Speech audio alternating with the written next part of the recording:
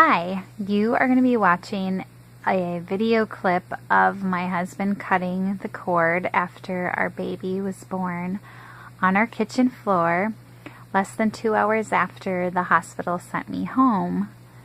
So that's what's going to be on here. But first, I'm going to read you her birth story so that you know some of the details of what happened that day.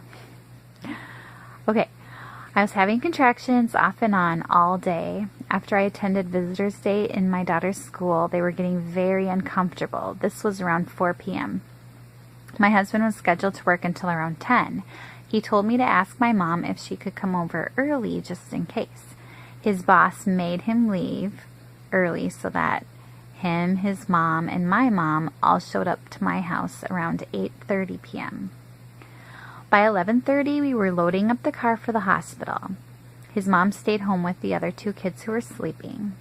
My contractions were 5 minutes apart and 1 to 2 minutes long.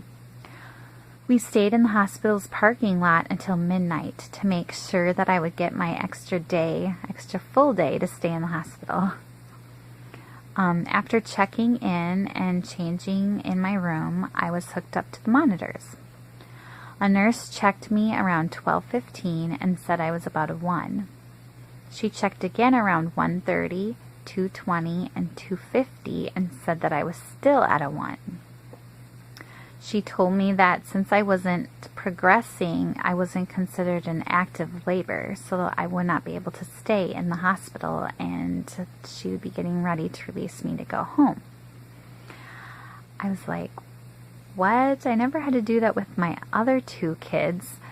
And my mom and my husband are both like, yeah, she should stay here because she's really fast. And the nurse is like, well, I can check her again in a while, but that's what our policies, our procedures are. And we're like, okay. So yeah, she checked me all those times and said I was still at a 1 and told me that I could leave. And I said, well, can we wait out in the parking lot?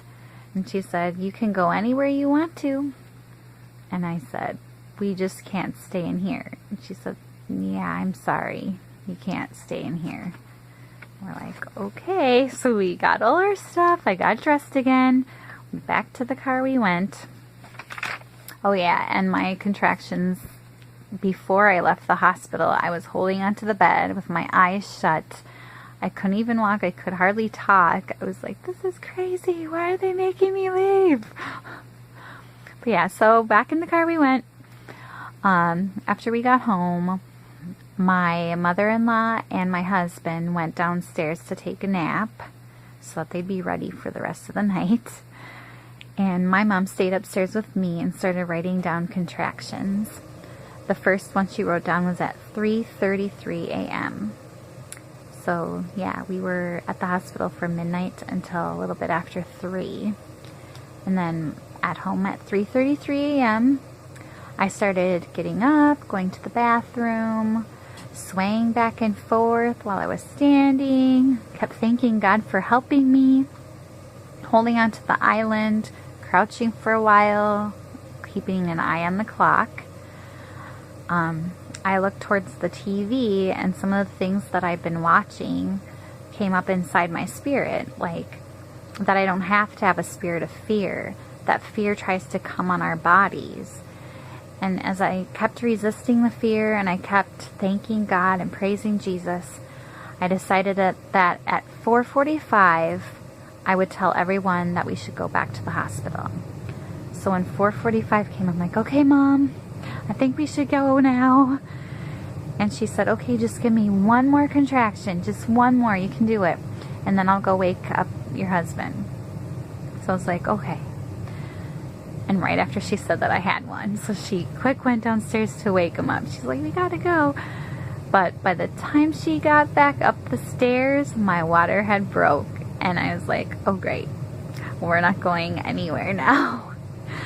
And I said, my water broke. So then my mom kind of started to freak out, and my husband came up and called the hospital, and they could hear me in the background. So she's like, you need to call 911 now. So he called 911, and then meanwhile to feel it burning. And I'm like, Mom, it's burning. We're not gonna be able to go anywhere. And she's like trying to hold on to my belly and down there. And she's like, don't push. We gotta go. And I'm like, Mom, I feel it burning. We're not going anywhere. She's like, okay, well, then take your pants off. I'm like, I can't. So she said, okay, well, then I will. So she pulled my pants down. I put my hand down there, and I was like, I feel something. I think it's a head. She's like, well, then lay down. And then she started yelling at my husband to turn the real lights on because we had mood lighting on. And she couldn't see. So she's yelling at him to turn on the lights. And then the 911 operator's trying to figure out what's going on, where we're at, what's happening, and it was funny. But, so yeah, so my mom's yelling at him for lights, and then, so then she told me to lay down. So I grabbed onto the island, and I was like, is she gonna help me lay down? Nothing happened, so I'm like, okay, I guess I'm doing it myself. So I lowered myself down to the floor. And then she said, oh yeah, there's the head, I see it. And I was like, really? So then she's like, if you want, you can push. So I pushed, and she was like, well, there's the rest of the head. And then she goes, okay, wait a second, I think the shoulder is stuck or something. So she twisted her a little bit, and she goes, okay, now you can push. And I wanted to see it. So I sat up like the best I could, leaning back on my hands, and sat up, and then looked and pushed and saw her slide right out. It was so cool. So yeah, then she slid out, and we started rubbing her and patting her on the back and saying, come on baby, you can breathe, come on. And then my mom's like, okay, we need a soft blanket or something. So my husband gave her a towel, and our dryer hadn't been working, so our towels were all crunchy and hard. So she threw it back at him and said, this isn't soft. And he's like, where's the blanket? I'm like, I don't know, I think they're all still downstairs except for the ones out in the car. So my mom's like, well, what about that one on the recliner? So he grabbed this snowman soft fuzzy blanket, and my mom wrapped her in that, and she had to unwrap the umbilical cord from her neck a couple times. But then, yeah, she started crying, and Aaron was still on the phone with 911, and he was kind of groggy because he just woke up from his nap. And then he was trying to find his mom so she could help us get the blanket and the nose sucky thingy and all that. But she went downstairs to pray because she didn't want to be around all that stuff, which is fine. We needed the prayer for sure. And yeah. So then the paramedics and the EMT and the policeman came up and are like, oh, she's here, or the baby's here. We're like, yeah. So then they were asking us questions, and then you'll get to see Aaron cut the cord, and the policeman was using our cell phone to record it for us because I'd wanted everything on video. And then that was the only part we got on video. My mom's like, you better get this on video, because she wanted all of it on video. So then they recorded that, and that's what you're going to be watching next.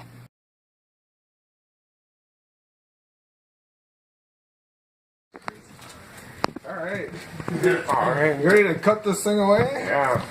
All right. I get this scalpel open for you. So how far away were we from her delivering the baby? I was due on the second. Well, I mean, when we arrived. When you arrived? Yeah. She said I was only All right, you gotta come on down No, here. but I mean, when they just pulled up, like how long ago? Yeah. I'll wait in between this. Yeah, I'll hold for you. Okay. Yeah, I just caught her, and they go, the cops are here. So it's like, Thank God you're here. yeah. Yeah. I was like freaking. My mom kept saying he, and I'm like, so it's a boy? And she goes, yeah. Wait, I better check again. So she looked, and she's like, oh, it's a girl. I'm like, oh, it's a girl, yay. Because I wanted my other daughter to have a sister. And then I was trying to be really quiet because I didn't want the other kids to get woke up and to hear all the noise. But after the paramedics and everybody came in, then my daughter was in the bathroom and she's like, I hear a newborn. Is the newborn here? And Mama, I need toilet paper. So we all started laughing. That was really cute. So then my husband went in there and helped her. And they got me and the baby all wrapped up and loaded into the ambulance. And my mom and Aaron followed the ambulance in their cars. Then when we got to the hospital, I felt bad for the nurse. She didn't really want to look us in the eye, and she looked really embarrassed. So I felt bad for her. But yeah, you should have sent us home. No, I do like telling this story, and it was really fun, actually. But yeah, so once I got to the hospital, then the nurse pushed on me for the placenta to come out, and that felt really weird because it felt like it just flew out of me. And then she gave me a couple stitches. And then after everything settled down a bit more, it was so sweet. The paramedic and the EMT came in with a gift bag and brought us some treats and some snacks and a really soft blanket. And it was so sweet. I wish we would have gotten pictures of them holding her because it was so nice of them. And then we found out that we go to Bible study with one of their wives. So that was pretty cool. Anyway, so yeah, that's the birth story. Now I hope you enjoy the rest of the video. Thanks. Video or a picture? This is a video. Hi. This is our new baby girl. Delivered by Grandma Lori in our kitchen. Your hat is coming off. Peek at your hair. I love you, baby girl. I still don't think I was awake when it was happening. Because she came down and it's like, I need to go. You want some milk? Yeah. Want some milk? You want me to film this or not? This part? No. Okay.